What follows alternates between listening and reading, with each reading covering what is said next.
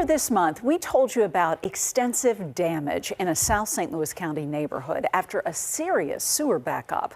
Contact 2's Mike Colombo has new information tonight about what may have caused this issue and what's being done to prevent it from happening again. This was Marbob Drive in South St. Louis County on March 10th. Restoration crews were all over the neighborhood helping residents clean up following a sewer backup impacting more than a dozen homes. Because there was, 3 inches of just sludge and grease and just feces everywhere. It's pretty devastating, and to see all this happen to so many people. This is it. They had to tear all of this out. Denise Asher Snyder could hardly believe the destruction. And this happened on a beautiful day. It was, 70 degrees Friday, blue skies, sunny. It was perfect. More than 2 weeks later, she's still reeling. My dryer is gone. That is what is left of my bathroom. Earlier this month, Metropolitan St. Louis Sewer District officials told us the backup was caused by grease getting into the wastewater line. We pulled about 3 buckets out of the 400-foot reach of 8-inch line. That is far more than it would take to block up a line that size. Sean Stone with MSD Project Clear told us inspectors would visit a nearby stretch of restaurants on South Lindbergh to investigate.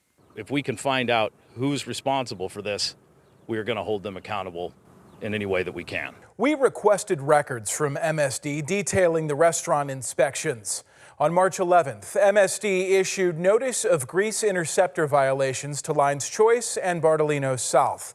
According to the reports, the inspector found the restaurant's grease interceptors were not being properly maintained or serviced.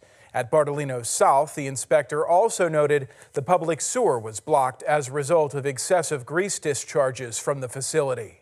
We take it very seriously. We asked Bartolino South co-owner Michael Saracino about the violations. As long as you do maintain your trap, then it should prevent any problems. At least that's what we thought. Saracino shared invoices with us dating back to 2023 from a company he says the restaurant hired to clean and maintain its grease traps. The reports indicate the traps were cleaned 6 times in 2023 and 5 times last year.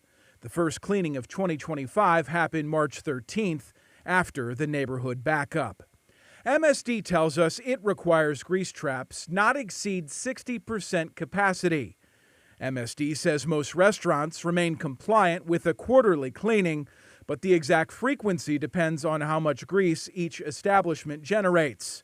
Prior to the backups, MSD says it inspected the restaurants every 2 years. Now, MSD says it will inspect them quarterly. We're going to abide by their recommendations and do what is right, and that's all we could do.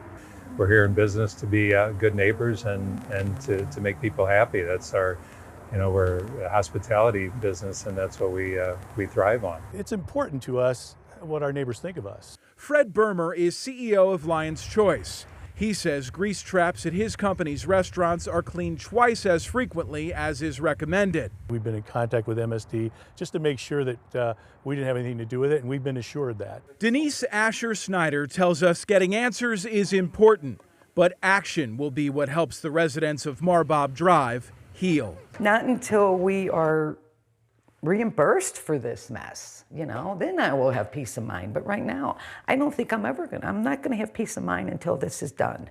MSD says its insurance administrator is working with affected residents on coverage for cleanup and damages.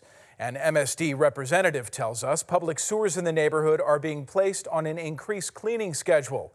MSD says it also plans to pursue cost recovery from the parties responsible to minimize the financial impact on its customers.